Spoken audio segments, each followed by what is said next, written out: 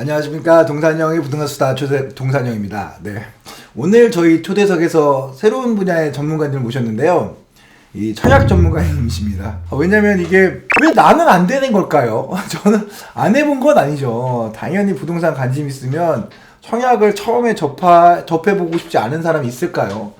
또 제 주변도 어쩜 그렇게 안 되는지 다 안 돼요. 그래서 이거 기다리다가 세월 다 가겠다 싶어가지고 직접 제가 이제 발품 팔아가면서 또 전문가님들 강의 들어가면서 좀 공부를 많이 했는데요. 오셨습니다. 네, 저희 부동산을 공부하는 사람은 꼭 알아야 되는 청약 이야기 스타 우리 전문가님이십니다. 원룡이님을 모셨습니다. 감사합니다. 안녕하세요. 아이고 원룡이님의 그 유튜브가 있죠. 있습니다. 모모 청약. 네, 16,000 정도밖에 안 됩니다. 네, 소중한 분들이십니다. 야, 아니 이거 말도 안 되는 그 구독자 아니신가요? 진짜 안 돼도 한 15만, 20만 원 돼야 될 것 같은데 늦게 시작하셨나요? 늦게 시작하기도 하고요. 제가 좀 재미가 없습니다. 그리고 약간 B급 감성으로 하기 때문에 너무 좋아요. B급 감성. 예, 사람들이 나만 알고 싶은 전문가 약간 이런 느낌이 있어요. 그래서 이제 이렇게 불러주시면 감사하게도 나오지만 네네네. 대부분 이제 1년에 몇 번 이제 초대는 안 받고요. 네네. 대신에 나 살아있다 이런 느낌을 이제 드리기 위해서 네네. 조선일보 이제 세미나, 트렌드쇼, 네네. 환경, 네네. 팁 이런 데는 가끔 나갑니다. 네. 시청자 여러분, 저희가 사실 저희 채널이 원룡이님께서 오신다는 이야기가 무슨 얘기냐면 사실 몇 번 제가 부탁을 드렸는데 처음에 나오신다고 몇 번 고사하셨잖아요. 맞아요. 바쁘셔서. 네, 그렇기도 하고 네. 연말 연초가 네. 사실 스트레스 받는 일이 많았어서 네. 그냥 꼭 나가야 될 때면 나가자. 여기 동산이 형 채널에는 꼭 나가야 되겠다. 이렇게 해서 왔습니다. 너무 감사합니다. 그리고 제 생일까지 챙겨주셔서 네. 제가 몸둘 바를 모르고 네. 따뜻한 마음을 감사합니다. 그 청약하면 떠오르는 시거가 로또 청약이잖아요. 예. 그 하늘이 도와야만 된다는 말들이 있는데 이게 사실 무슨 뜻인지 이렇게 대략적으로 청약을 잘 모르시는 분들한테 설명을 좀 해주실 수 있을까요? 예, 아마도 청약은 주식에서 많이 또 알고 계시잖아요. 네. 주식에서 청약이라는 단어 많이 나오죠. 네, 아파트에서 청약을 많이 하는데 많이 알지만 나와 관계없는 거잖아요. 말씀하신 로또급의 경쟁률이라서 예. 1000대 1, 2000대 1, 로또보다는 훨씬 낮긴 하죠.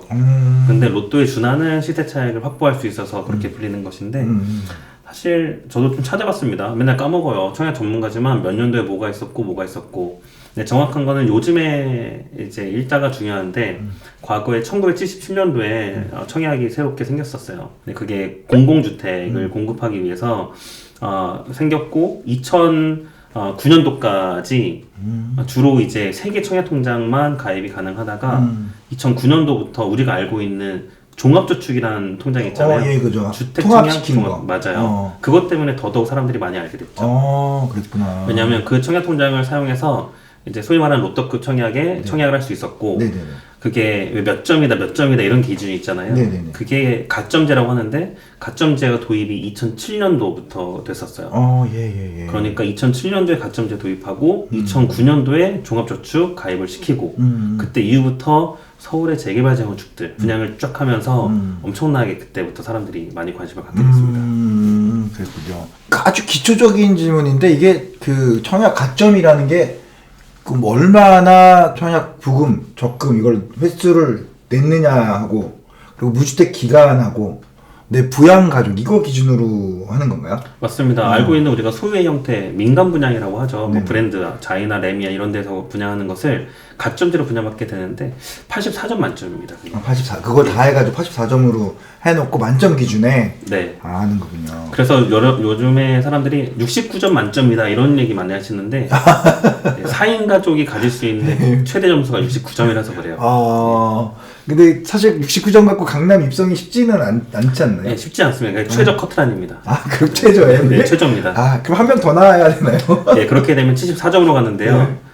대치나 반포, 청담 이런 데는 74점끼리의 경쟁이었어요. 그랬군요. 감사합니다. 자, 청약 전문가로 들어서게 된 계기가 좀 궁금해요. 어떤 계기로 해서 이 청약 전문가가 되셨는지 좀 요게 원영이님의 개인적인 얘기 좀 들어볼 수 있을까요? 네. 짧고 굵게 말씀드리겠습니다. 네네. 저도 이제 결혼을 하고 싶었고 결혼하기 전에 집을 갖고 싶었고 집을 그냥 사기에는 너무나 많이 돈이 필요했고요. 그래서 10%만 필요한 이 청약을 알아보자. 이게 2013년도였었습니다. 네, 그래서 당첨이 되고 바로 상견례를 하고 네. 2014년도에 결혼하게 되었거든요. 그러니까 13년도에 당첨을 받았다는 이유가 내 집 마련 하고 싶어서 받았습니다. 그랬는데 계속 판 거예요. 예, 파고 들었죠. 그 전에는 경매 공부를 했었어요. 2010년도에 경매 강의를 듣고 3년 동안 입찰을 막 따라다니다가 모든 회사 휴가는 전부 다 입찰 임장 이거죠. 근데 막 1년에 열흘 15일 이렇게 쓰는데도 불구하고 입찰 한 번도 낙찰을 못 받았습니다. 여기 마음이 이제 상처받은 상태에서 그때 여자친구죠. 지금의 와이프. 한번 광교에 분양한데 알아보자. 네네. 네, 그렇게 해서 알아본 게 광교역 바로 옆에 있는 네네. 24평짜리 아파트였어요. 네네네. 네, 그게 청약을 둘 다 했는데요. 네네. 둘 다 당첨이 되었죠. 예. 미달이나 했습니다. 네, 미달로 당첨을 받은 아파트. 그게 시작입니다. 아, 미달로 받았지만 이제 진짜 당첨이 되고 싶어서 공부를 많이 하셔서 전문가가 되셨군요. 사실 지금 이제 저희가 오늘 이야기가 1부는 청약은 로또가 아니라 로직이다라는 내용이 준비되어 있고요. 2부가 썩은 구축 말고 뜨는 신축 가자였습니다. 근데 3부가 뭐가 있냐면 경매보다 수익률이 좋은 청약, 이 이야기가 준비되었는데 이게 괜히 준비된 게 아니군요. 경매까지 다 해보시고 청약 전문가로 들어서신 거 보면은 경매보다 청약이 낫다는 얘기일 수도 있습니다, 여러분들. 끝까지 들어보셔야 돼요. 아우, 절대 그 말 못합니다. 끝까지 시계를 들어봐. 타면 다 좋습니다. 잘 들으시면 좋은 이야기가 또 있을 수 있으니까 오늘 끝까지 시청 부탁드리고요. 전문가 부동산 하면 사실 청약 전문가는 좀 낯선 것이 사실이거든요. 청약은 보통 운이라고 알고도 있는데 뭐 아까 말씀드렸지만 뭐 부양가족 수나 또 무주택 기간 또 납입 기간 이런 것들 가지고 대부분이 이제 당첨이 되는 게 사실인데 이 전문가의 컨설팅만으로 이게 결과가 달라질 수 있나요? 완전 달라집니다. 사실 전 달라지는 걸 알면서 물어봐야 되네요. 네네.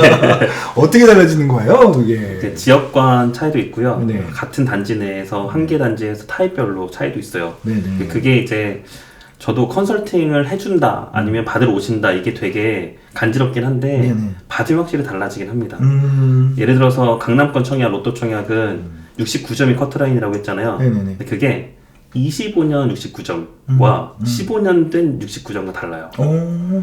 가입기간 별로 당첨자도 차등을 두기 시작한 게 작년이거든요. 음. 그러니까 그거를 알고 나면 내가 원하는 타입만 넣을 수 없거든요. 예, 그리고 아무리 점수가 낮더라도 어떤 타입은 한 개의 단지 내에서 막 80대 1의 경쟁률을 보이는 84A 타입이 있다는 네네. 반면에 뭐 74C 타입 이런 거는 막 5대 1, 10대 1짜리도 있거든요. 네네네. 그러면 경쟁률에 따라서 어떤 걸 선택할 거냐, 점수가 낮아도. 이런 가이드를 드리면 당첨 확률이 비약적으로 높아집니다. 그러니까 저 같은 사람이 생겨난 게 별종, 혼종이 태어난 거죠. 네, 청약을 컨설팅을 받아야 되는 우리나라 시장이 되었습니다. 저도 이제 이거 2000년도부터 이제 부동산을 했는데, 부동산 업계에 뛰어들었는데, 떴다방이라고 제가 처음에 올 때는 이제 있었어요. 네. 그 막, 모델하우스 앞에 가면 떴다방들이 막 이렇게 그 뭐라 그러죠? 이 파라솔 같은 거. 네. 쳐놓고 막 여러 대 앉아가지고, 저희 같이 이제 청약 그 모델하우스 온 사람들 막 전화번호를 막 긁어가셔가지고, 당첨됐어요? 해가지고 이제 피 붙은 걸 자기네가 받아먹고 막 이렇게 하려고. 네. 그래서 이렇게 그런 업이신가 했는데 그거랑 또 아예 다르시네요. 그렇게 하시는 분 훌륭하신 분들이지만 제가 그렇게 나오면 이렇게 얼굴도 못 팔고 네, 언론에서도 못 나오고 합니다. 네. 그러니까요. 그거랑 완전 다르군요. 지금도 그분들은 활동하고 계시죠. 그래요? 네, 돈 되는 그런 시장이 사례들은 아직도 있긴 있군요. 있습니다. 있구나. 그동안에 이 청약 컨설팅 사례 중에서 뭐 드라마틱하게 이렇게 성공했다라고 하는 거 뭐 한두 가지 공유해 줄 수 있는 게 있으실까요? 예, 두 가지가 생각나는데 지금 청약이 되는 사람은 되는 시장 바뀌었잖아요. 네네. 그건 두 번째로 말씀드리고 안 되는 사람도 될 수 있다를 제 사례가 있습니다. 제 다주택자잖아요. 네. 딱 봐도 다주택자처럼 생겼잖아요. 네, 저희 아내 그리고 저희 가족은 한 사람당 한 개씩 청약통장을 꼭 갖고 있습니다. 2023년도에 다주택자, 저는 수원 사람이거든요. 네네. 근데 의왕에 청약을 합니다. 그리고 미달라는 타입의 당첨을 받는데 예비 당첨을 받게 되었어요. 그 예비 번호를 30번대 정도 받았고 예비 추첨에 참가하라는 연락을 받은 다음에 추첨 받아왔죠. 그러니까 이게 컨셉은 뭐냐면 다주택자가 해당 지역, 즉 의왕시가 아닌 경기도 수원시에 사는데 수원시 사는 다주택자가 청약을 의왕시에 했다. 그걸 순번 받아서 당첨 받아왔다. 예. 분양계약서 썼다. 예. 그리고 최근에 또 매도도 했거든요. 오. 23년도에 당첨받아서 2024년도에 팔았어요. 오. 예, 프리미엄 꽤 많이 받고 팔았습니다. 아, 좋네요. 8천만 원 받고 팔았습니다. 와. 예. 그러니까 이게 안 되는 사람이 되는 케이스가 이렇게 전략을 사용하면 가능한 케이스. 드라마틱하죠. 네, 완전 드라마틱하네요. 예, 드라마틱합니다 이거. 이거는 제 기억으로는 분양가가 5억 전후 됐었거든요. 예. 예, 계약금 10% 내놓고 이제 세전이죠. 세전은 8천만 원. 와, 그러니까 5천 얼마 내고 8천 얼마 벌었으니까 수익률이 어마어마한 거네요. 예, 수익률이 어마어마합니다. 이거 여기서 또 말씀드려도 되겠는지 모르겠지만 투자자들이 이제 2021년, 22년 상승 맛보고 네네. 1년간 하락이 있었잖아요. 예. 그때 저도 힘들긴 힘들었죠. 네네. 다행히도 해지 작업들을 하긴 했는데 그럼에도 불구하고 손해보고 팔 것들 있잖아요. 예. 그것들을 마이너스 낸 거는 플러스 낸 것과 1월 1일부터 10월 31일까지 잔금 기준으로 합산이 가능하지 않습니까? 예. 합산해서 팔았죠. 오. 그래서 고세율이지만 세금을 많이 안 냈다.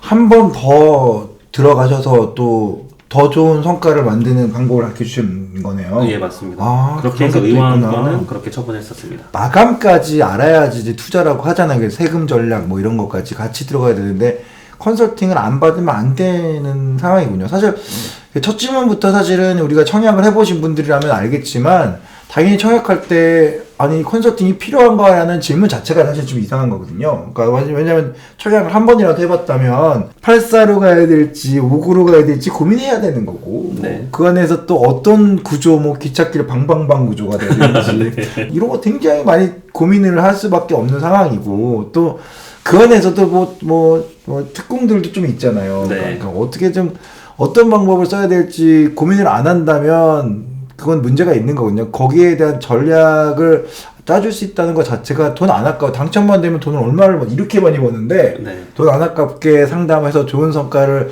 내셨으면 하는 바람입니다. 지금 우리 원룡이님이 또 네이버에 블로그 카페도 운영하고 계시는데 보면 나와요. 보면 여러분들 사실 성공 사례 중에서 왜 그 얼마 전 강남의 방배라든지 있었던 그 굉장히 큼지막한 이제 청약 있었잖아요. 로또 청약. 여기도 원룡이님께서 또 컨설팅 해주셔가지고 그 노부모 특별공연 뭐 부양가족 뭐 이걸로도 네. 뭐 성공하신 분들이 막 후기도 남겨주시고 하셨더라고요. 네, 맞습니다. 많이 나옵니다. 네. 저는 뭐 했나 싶어요. 이 청약을 왜 이렇게 무시하고 지나갔는지 좀 바보 여러분들은 앞으로 그러지 마십시오. 네. 네. 또 하나 드라마틱한 사례 강남권을 말씀드려야 됩니다. 예. 제 오래된 수강생이세요. 2019년, 20년도 정도 기억을 합니다. 그때 역삼동, 개포동 이제 분양을 많이 했었는데 네. 그때 청약을 몇 번 하시고 떨어지시는데 네네.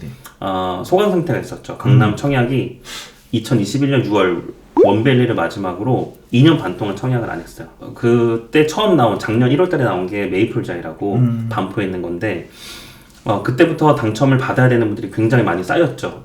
2년 반 동안 눌려있던 수요가 한 번에 터졌습니다. 예. 그래서 과거에는 69점이 웬만한 데는 다 당첨이 되는 거였는데 요즘은 69점 중에서도 연식으로 갈린다고 말씀드렸잖아요. 예. 또는 70점이 넘어야 됩니다. 근데 이분 같은 경우는 부부가 69점이에요. 근데 아내분이 69점 중에서 더 오래 가입된 통장, 남편분께서는 그보다 연수가 조금 적은 통장. DH 방배를 어느 분으로 넣은 게 맞냐? 당연히 연차가 높은 분으로 청약하는 게 맞죠. 왜냐면 낮은 분으로 당첨이 돼서 계약을 하게 되면 무주택자가 아니라 유주택자로 분류가 되기 때문에 어차피 쓸모 없어지는구나. 그쵸. 그래서 아깝지만 네네. 더 오래된 통장을 쓰고 네네. 근데 여기서 틈이 있습니다. 분양에서는 모집 공고 1이 중요해요. 네. 모집 공고 1이 모든 주택 소유, 부양 가족, 그 다음 이 모든 것의 기준일이거든요. 근데 DH 방배가 네네. 분양을 하고 네네. 바로 행당 7구역 네네. 푸르지오 라체르보 네. 푸르지오 라체르보 서밋을 분양했었는데 네네네. 43타입으로 기억을 해요. 예. 20평형 정도 되는 예. 초소형. 네네. 그럼 이거를 남편분이 청약할 수 있냐 없냐에서는 청약할 수 있는 상황이 됐어요. 오, 진짜요? 예, DH 방배 당첨자 발표일 전이었습니다.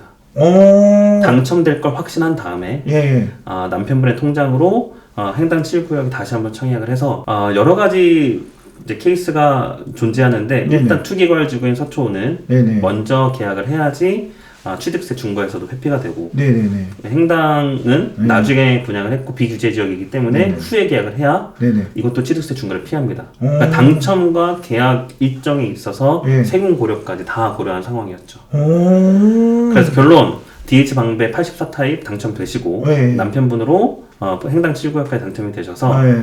두 번째 당첨되신 것은 아마 분양권 상태로 매도하시거나 아니면 이제 전월세 주신 다음에 이후에 매도하시거나 와. 무주택에서 2주택 됐습니다. 야, 진짜. 드라마틱하죠. 야, 진짜 드라마틱하네요. 이건 상상도 못 했는데.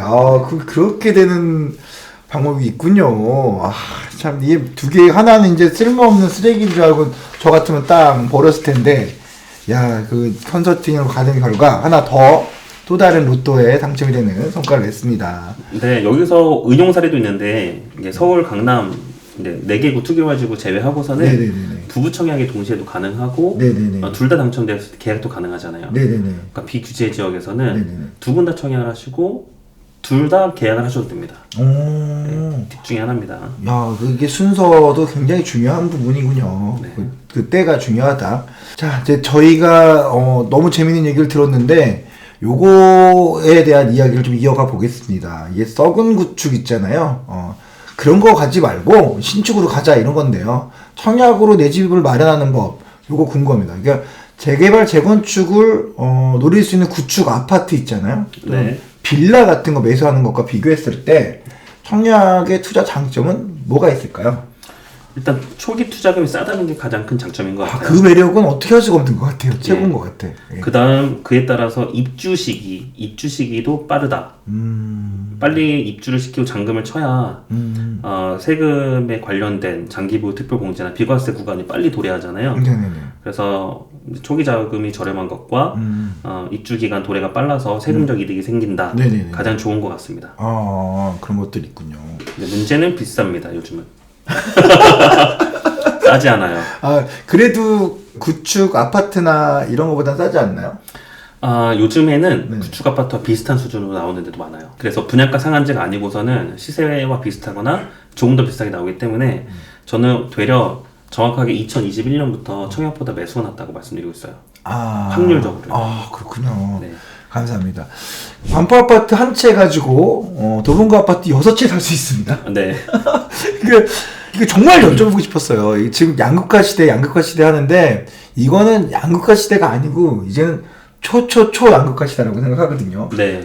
이거 신분을 갈라놓는 지역이 생겼는데 이제 네. 여기에 대한 청약 전략은 뭐 따로 있을까 궁금합니다. 예가 필요한데요. 그 비규제 지역, 그 강북구, 성북구 여러 데에서 분양한 중랑구에서 분양한 최근 단지가 네네. 그 상봉 터미널을 이제 재개발한 상봉 더샵이 있었어요. 네. 더샵 퍼스트 월드. 거기는 애매했거든요. 네네네. 분양가가요. 네네네네. 뭐 W 세컨, 트리플 세컨 가능한 자리인데 분양가 비싸서 이거 청약하냐 마냐. 이때는 64점 이하 분들은 청약을 하셔야 된다. 왜냐면 64점은 3인하고 최고 점수라서 네네. 강남권에 비빌 점수가 못 되거든요. 그러면 이후에 좋아질 곳을 시세에 준하거나 약간 저렴한데 선점해 놓고 수익률을 좀 낮추자가 좋은 방향인 것 같습니다. 그리고 이 성북, 강북 쪽에는 그 서울 원 아이파크가 있었고 또 장위, 뉴타운도 있었잖아요. 네네네네. 그런 곳들이 예를 들어서 계약금 1억이다. 네. 그러니까 10억 분양가란 얘기죠. 그러니까 세 전후로 프리미엄 1억은 충분히 갈 곳들이긴 해서 그러면 수익률과 소액 투자 개념으로 접근하는 방법이 맞겠다 싶은 것이고 이런 데에서 사실 6도봉 1 반포잖아요.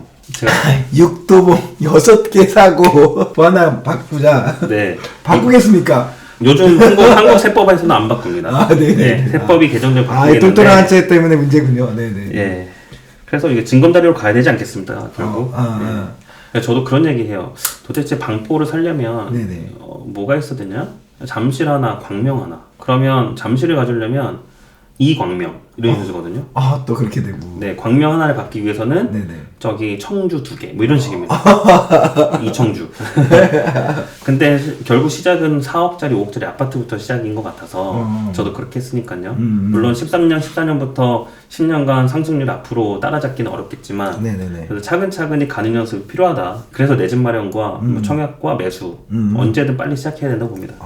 제가 실제로 청약 전략이라고 부탁드렸던 것 중에 하나가 그 반포 같은데 갈 수 있는지 좀 여쭤보고 싶어요. 그러니까 예를 들면 어떤 사람이 저같이 나이 드는 사람이 청약을 이제 알았어요. 네. 뭐 빚을 내서 뭐 주변에서 뭐 어쨌든 좀 얻어가는 돈을 가지고 잔금을 치를 수가 있어. 네. 저희 같은 사람도 청약을 할 수 있나요?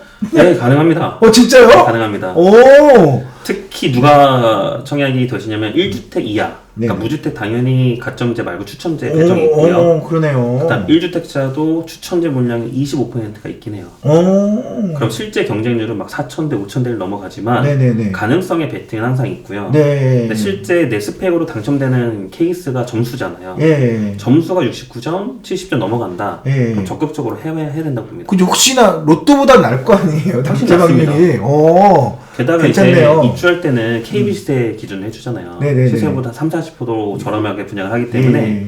그래도 24억에 분양했다? 아마 시세는 30억, 32억 인증을 해줄 거예요. 어. 그럼 거기에서 LTV 50%. 그럼 초기 계약금 넣고 예. LTV 최대한 받고 그다음에 장기보유 득표금을 차근차근 쌓아나가고 어. 그러면 저는 충분히 가능하다고 봅니다. 야, 지금 어떻게 상담료 얼마인가요?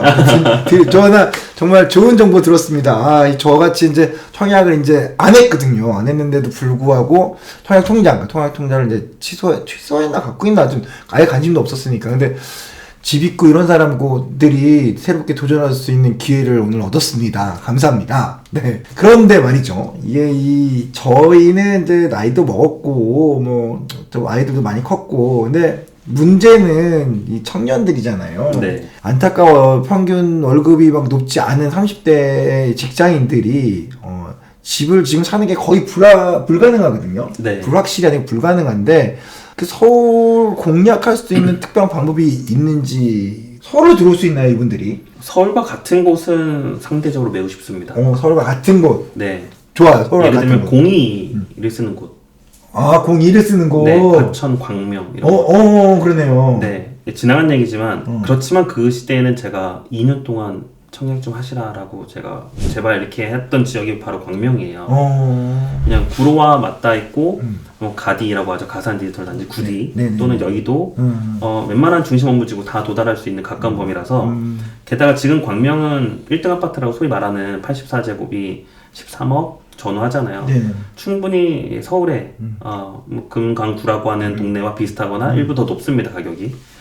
그러면 서울이라고 치고 분양을 엄청 많이 했거든요. 네. 근데 광명은 소형 도시라서 분양은 엄청 많이 하는데 인구는 작아요. 인구가 작은 만큼 청약 통장도 작습니다. 그러면 2,000세대급 분양을 하는데 또 서울은 조합원 물량이 많잖아요. 네네네. 그래서 일반 물량이 별로 없는데 광명 같은 지역은 일반 분양도 많아요. 그러면 내가 1인 가구다, 2인 가구다, 자녀가 없다, 점수가 낮다 이렇게 광명에서 공급이 일시적으로 많았을 때 당첨이 그냥 됩니다. 그냥 됩니다. 그래서 제가 2023년도에 그런 강의를 했었어요. 3천만 원으로 내 집 마련 쌉 가능. 네. 그냥 가능이 아니라 쌉 가능. 야. 실제로 서울, 경기, 광명 분들이 39제곱, 17평이나 49제곱, 21평짜리에 당첨이 진짜 기 100명 정도 됐어요. 수십 명씩 봐봐. 너무 좋네요. 예. 너무 좋네. 이제 결론 그래서 어떻게 됐냐?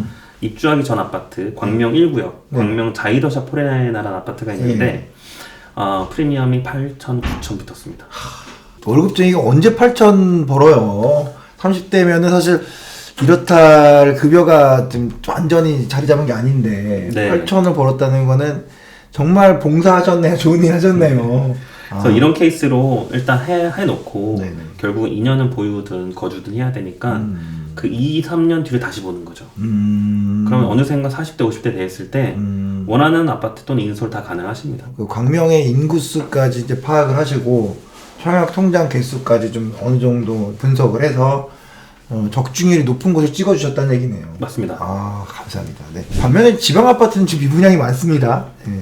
지방에 들어가가지고 손해를 안 보는 투자 가치가 충분한 청약 지역이 있을까? 미분양인데도. 인근이 있어요. 의외로 경기 지역보다 더 나은 지방 도시가 있거든요. 이렇게 보시면 좋을 것 같아요. 좀 크게 눈을 감고 지방의 큰 도시가 어디지? 일단 5대 광역시가 있지 않습니까? 아, 그렇죠. 네. 광역시들 크니까. 네. 그다음에 지방 거점 도시라고 도청 소재지. 예를 들어 전북에는 전주가 있고 경남에는 창원이 있고 뭐 이런 지역들 말씀입니다. 예. 그럼 예시가 손해 안 보고 오히려 돈이 되는 지역이 어디 있었냐? 2022년도가 진짜 힘들었거든요. 네. 전국적으로. 근데 창원은 불탔습니다. 창원이 비싼 아파트가 전용 84제곱 기준으로 10억 찍고 하다가 얘네가 막 7억대, 6억대까지 내려오잖아요. 근데 분양가는 5억입니다. 오, 그래요? 예, 그러니까 시세보다 더 한 40% 빠진 가격보다 더 싸게 분양을 하니까 청약자 수가 막 10,000명대, 20,000명대 갑니다. 창원 같은 경우 그랬고 요즘은 분양을 많이 안 해요. 예. 2022년도에 좀 했었어요. 그 다음 최근에 2년 동안에는요 청주, 전주 이런 데가 되게 잘 됩니다. 아, 예. 탕정, 아산시청. 예, 알죠.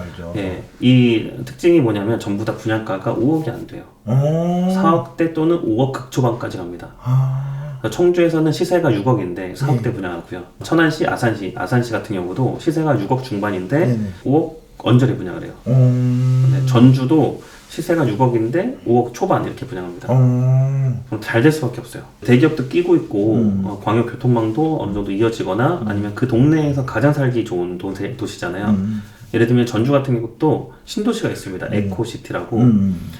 그 안에 분양했던 것들 또는 인근의 학군지 분양했던 것들 전북에서 가장 거주하고 싶은 곳 이런 식이거든요. 그러면 다 알고 있으니까 경쟁이 높아져서 당첨이 어려운 경우도 있지만 오히려 사람들이 잘 모르는 탕정 같은 경우는 청약을 안 해요. 신혼부부 특별공급, 생애 최초 특별공급을 거의 미달격입니다. 근데 당첨되고 나서 보니까 막 프리미엄이 4천, 5천씩 붙어 있어요. 지금 상황이 그래요. 그래서 이런 것들을 맨날 서울에서 강남 또는 서울 인접한 수도권 집중이 되잖아요. 근데 지방에 거주하시는 분들도 본인 동네에서 상급지의 청약을 항상 관심 있게 보시는 게 되게 중요해요. 예를 들어서 그 청약에선 용어가 있거든요. 인근 지역의 범위가 있어요. 인근 지역 되게 어렵잖아요. 근데 도경계입니다. 예를 들어서 아산이다, 천안이다, 충남이잖아요. 충남 아산에서 분양하는 것에 인근 지역 범위에 있는 사람들이 청약이 가능해요. 천안시도 아산에 넣을 수 있고 당진도 아산에 넣을 수 있어요. 서산도. 그래서 그 도시보다 가격대가 높은 지역이 천안과 아산이잖아요. 상급지 청약으로 갈아타기가 가능합니다. 전북도 마찬가지예요. 사실 그 아산탕정은 분양을 했지, 택지 분양을 했잖아요. 네, 편안하게 말씀하시죠. 아까 말씀하셨을 거기 굉장히 그 마지막 제가 그 시행 부지에 대한 그 매입을 할까 말까 고민했던 데가 아산탕정이었어요. 아, 정말로요? 그래서 거기가 되냐 안 되냐 이것 때문에 막 그때 당시에 이제 할까 말까 하다가 제가 포기했거든요. 아, 네.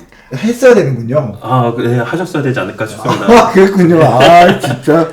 시장이 무서운 상황이었어가지고, 이거는 너무 크게 벌리는 거 아닌가 싶어서 제가 스톱했는데, 아쉽네요. 이거 진짜. 아, 그렇구나. 네. 만약에 또 분양하시게 되면, 사람들이 잘 모르잖아요. 좋은데 이걸 몰라 할 때는, 그때 저를 불러주시면. 아, 네. 안 그래도 지금, 진짜 좋은 전문가님 만났다는 생각이 드네요. 네. 사실 또 다른 전문가님들이 나오시면 또 말씀도 빠르고 재밌고 하신 분들이 있으면은, 제가 좀 자중하는 편인데, 오늘 대표님은 말씀이 굉장히 차분하고 조용하고 뭐 아까 뭐 재미없다라고 이렇게 표현하셨는데 내용이 너무 재밌어요. 네. 말투는 차분하시고 고급지시고 세련되셔가지고 천천히 가시는데 내용이 너무 재밌네요. 아, 오늘 또 내가 원래 칭찬을 잘하는 편이긴 하지만 이 칭찬을 아낄 수가 없는 분을 만났습니다. 자, 제 3절로 한번 넘어가 보겠습니다. 경매보다 수익률이 좋은 청약. 경매도 해보신 대표님께서 말씀을 해줄 수 있을지 모르겠습니다만은 투자로서의 청약에 대한 이야기를 한번 해볼게요. 그 자녀분양 무순위 청약 제도가 일명 줍줍이라고 이제 불립니다. 네. 한마디로 이제 미분양된 물건들을 푸는 건데 원래는 타 지역에 살거나 유주택자도 가능했다가 이제는 무주택자만 가능하게 규제를 강화한 건데 청약 전문가님께서 보는 이 부분에 대해서는 어떤 생각이 드시나요? 네, 1월달, 2월달에는 이게 이슈였었어요. 근데 우선 경매보다 수익률이 좋진 않습니다. 연필을 하고 갑니다. 요즘은 세금과 이런 것 때문에 그래요? 좀 힘들어졌는데요. 예. 재밌으신데요? 이게 뭐냐면 네네. 작년에 동탄의 모 아파트를 무순이를 청약홈에서 접수받았는데 예. 제 기억으로는 297만 명, 약 300만 명이 접수를 했어요. 예. 그래서 서버가 마비됐죠. 그것 때문에 그 날에 청약을 해야 되는 사람도 못하고 예. 그 다음날까지 미루고 그랬거든요. 네네. 근데 이게 당첨이 누가 되었냐 카더라 소문인데 삼성 다니는 대기업 부부가 되었다. 유주택자다. 시세 차이 거의 뭐 8억 이상이거든요. 그럼 이분들은 결국 이 청약의 행위 자체가 목적이 무주택자 내 집 마련, 그 다음에 서민들 위한 정책인데 이 정책이 있는 사람들한테 가는 거 아니냐. 그래서 개선해야 된다가 골자였었어요. 근데 또 노잼으로 가지만 배경은 원래 지방도 미분양이 많고 경기 외곽도 미분양이 좀 많은데요. 이거를 해소시키기 위한 방법 중에 하나도 유주택자 청약 가능, 그 다음에 지역을 해제하고 지역 범위 외의 걸 청약 가능으로 만들어 놓은 건데 만약에 이렇게 지역 제한과 무주택자를 한정하게 되면 그거 빈대마리 잡겠다고 초과상가 다 태우는 격이 아닌가가 우려의 목소리였고 저도 그 우려의 목소리를 냈죠. 그렇겠네요. 근데 다행히도 청약제도 개편 중에 하나가 핀셋으로 좀 지정을 한대요.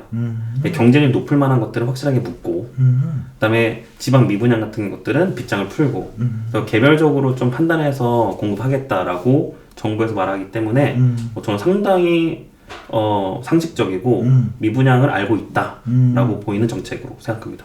그렇군요. 그러니까 저 같은 사람도 지금 벌 수 있다는 청약 전략에 해당되는 부분들이 기회가 좁혀졌으니까 제가 막 반발하려고 했는데 안 되겠네요. 네. 지금 좋은 뜻으로 이 청약을 해야 되는데 돈 있고 이런 분들은 조금 욕심을 좀 덜 내라는 의미니까. 한남더일이나 아크로, 서울포레스트, 성수동, 갤러리 포레 지금 100억대가 넘어가는 이 고급 아파트들도 분양 당시에는 미분양이었습니다. 그 당시에는 투자 가치가 없다고 판단했는데 지금 초대박이 나 있는 상태거든요. 네. 지금 미분양인 아파트 중에서 좀 우리가 노려볼 만한 곳들이 좀 있을까요? 초대박, 이 당시에 초대박은 불가능에 가까울 것 같습니다. 그래요? 왜냐면 10억이 30억 되는 건 3배인데 요즘은 뭐 20억에 분양해서 3배다 60억이잖아요. 네네. 이거는 아주 반포, 막 압구정 일부에 국한된 얘기라고 봐서 네네. 사실 그 사례는 잊어버린 게 맞다고 보고 네네. 지금 미분양이다? 저는 초대박은 없어 보여요.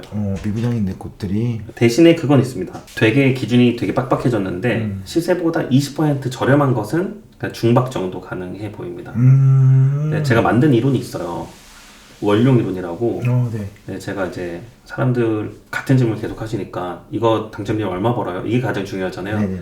근데 비교군이 없어요. 옆에 신축이 없거나 아니 옆 동네에 뭐 준신축이 없다 그러는데 신축 아파트 기준으로 3년마다 5% 감가가 있습니다.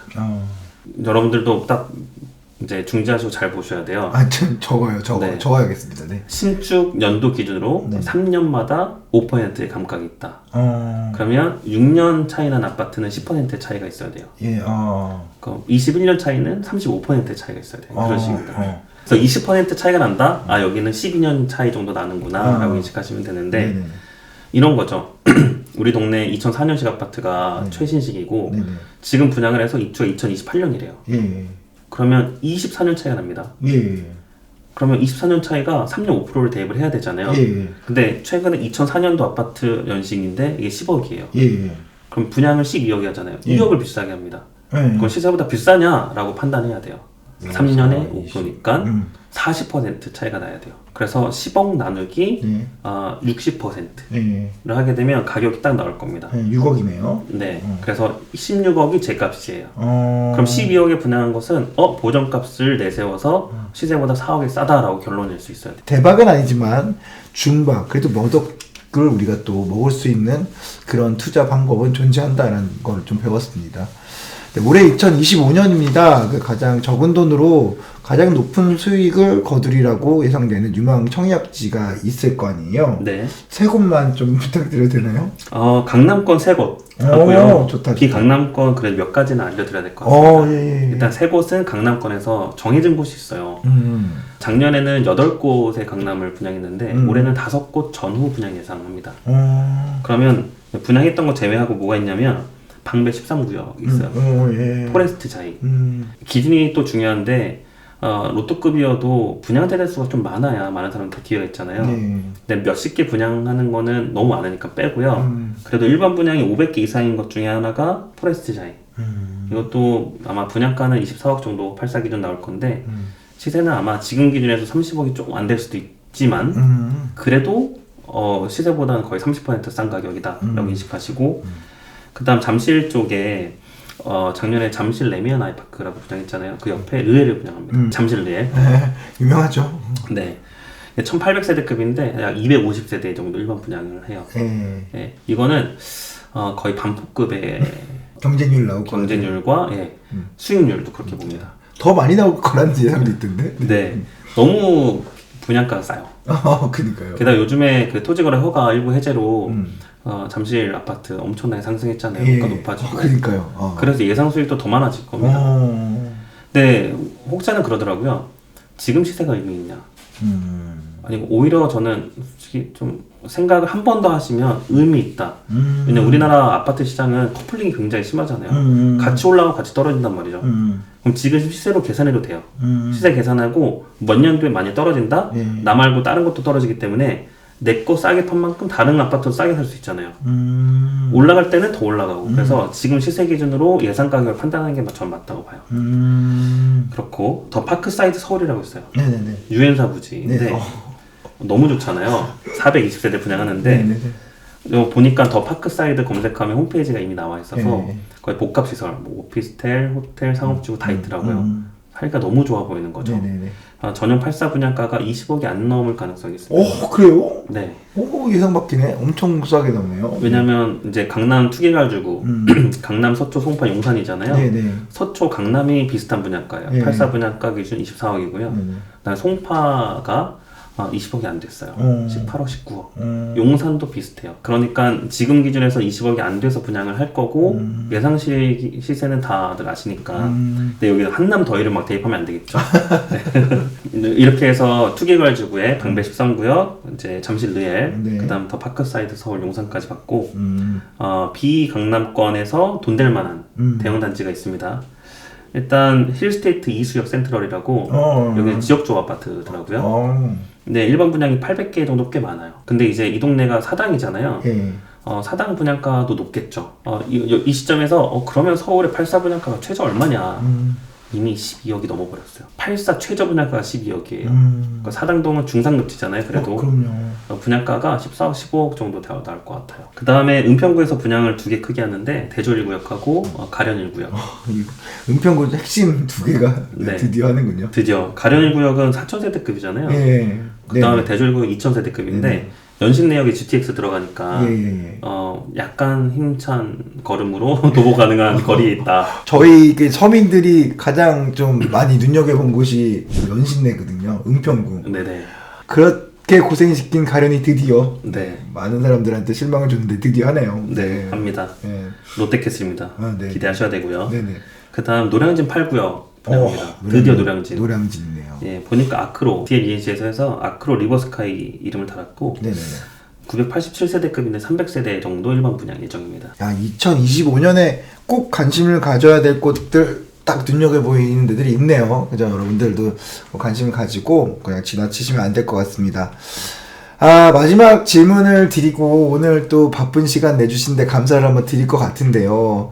젊은 사람들 중에서 이제 집값이 지금 고점이라고 생각하시는 분들이 꽤 있고 또 앞으로 좀 떨어질 거라고 생각을 하셔가지고 내 집 마련을 좀 미루시는 분들이 있거든요. 꼭 청약이 아니더라도 이런 분들한테 좀 도움되는 말씀을 좀 부탁드리고 싶어요. 저는 시기 문제는 아니라고 봐요. 항상 저는 동의합니다. 시기 문제는 다주택자분들이 의사결정의 중요한 포인트고 무주택에서 1주택 내 집 마련하실 분들은 시기보다는 내시기가 가능한가, 소득과 자산이 가능한가에 따라서 내 집 마련 시기는 항상 지금이다 라고 보입니다. 항상 지금이고 대신에 싼 걸 사야 되잖아요. 예. 싼 걸 사려면 청약은 너무 로또급이라 청약보다 매수가 낫다. 항상 강조하는 말이고, 그 다음 싼 거 살 때는 기준이 필요한데 그 3년 5% 월용 이론에 대입해서 보다 싼 거를 사시는 것도 좋은 방법이고, 시기를 따지려고 하시면 제가 좋아하는 게 입주장입니다. 아파트가 대량으로 입주할 때 프리미엄이 흘러내리거나 일부 마피나는 적도 많거든요. 그렇겠죠. 이때가 일시적 공급 과다 상태라 그 지역에서 시세보다 너무 저렴하게 살 수 있습니다. 네, 저는 입주장을 항상 좋아합니다. 그 젊은 분들께서는 내 집 마련을 꼭 하셨으면 좋겠다는 긍정 시그널을 말씀해 주셨습니다. 너무 좋은 말씀 감사드립니다. 월령이라고 이름 짓게 된 이름이 뭔가요? 네, 회사 다닐 때 네. 월급을 용돈으로 쓰고 싶어서 네. 월령이라고 지었습니다. 아, 그렇군요. 용이 아니고 네. 용돈이 용돈입니다. 네. 아, 감사합니다. 박지민 대표님 모시고 청약에 대한 이야기도 들어봤습니다. 청약 전문가를 모시고 이야기를 들어본 처음이라서 저도 굉장히 새로웠는데요. 나와주셔서 너무 감사드리고, 동산장 부동산 수다에서 모두들 구독, 좋아요, 댓글 설정까지 부탁드리고요. 지금 우리 그 월룡이님께서는 이런 그 청약 이야기 말고도 그 주택에 대한 어떤 내 집 마련 전략 같은 것도 함께 짜주시는 것 같아요. 네. 그런 어떤 상담도 많이 가능하신 분이라고 여러분들 아셨으면 좋겠고, 월룡이의 유튜브 이름이 모모 청약입니다. 모모 청약도 많이 사랑 부탁드립니다. 여러분들 오늘도 좋은 시간 내시느라고 고생하셨고요. 성공 투자하시기를 기원합니다. 감사합니다.